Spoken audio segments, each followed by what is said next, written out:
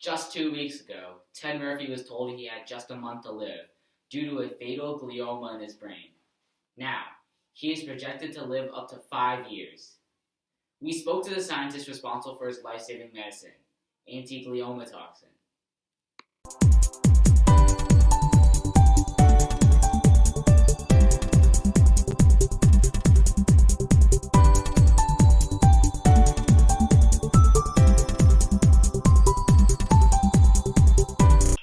So how did this process start?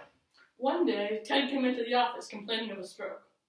But when he had his first biopsy, it became clear that something was wrong. After further testing, we discovered that he had a glioma. Gliomas are elusive and invasive tumors that start in the central nervous system. They are known for their fast proliferation speeds and their tendency to intrude healthy brain tissue, eventually spreading to the entire brain. Before infiltrating, they first need to modify adhesive properties of tumor cells, remodel the extracellular matrix, and create an intercellular space for tumor cell invasion. They are resistant to radiation and chemotherapy, causing the average patient to live only 16 months. Only 16 months? So how is Mr. Murphy expected to live up to 5 more years? That's where anti-glioma toxin comes in. Anti-glioma toxin is derived from venom taken from the Israeli scorpion. 72 different amino acids are then extracted from the venom and injected into the neck. It has a crystalline structure, making it more compact and allowing it to easily cross the blood-brain barrier. While toxic to some creatures, it is too weak to have a harmful effect on most mammals.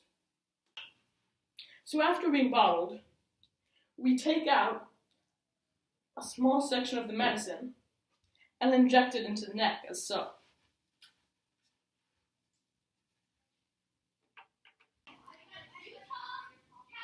And what does it actually do to the tumor? Well, there are multiple purposes. First of all, it is able to detect the glioma cell lines due to a known property of antibodies that makes them attempt to bond with antigens in biological tissue. Next, it reduces the number of receptor binding sites in those glioma cell lines.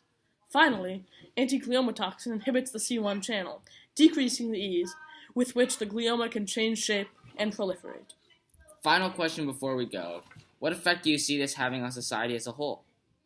This invention will help with UN Standard Development Goal number 3, good health and well-being, as it will increase the health of many by allowing people to live longer and happier lives, no longer controlled by cancer.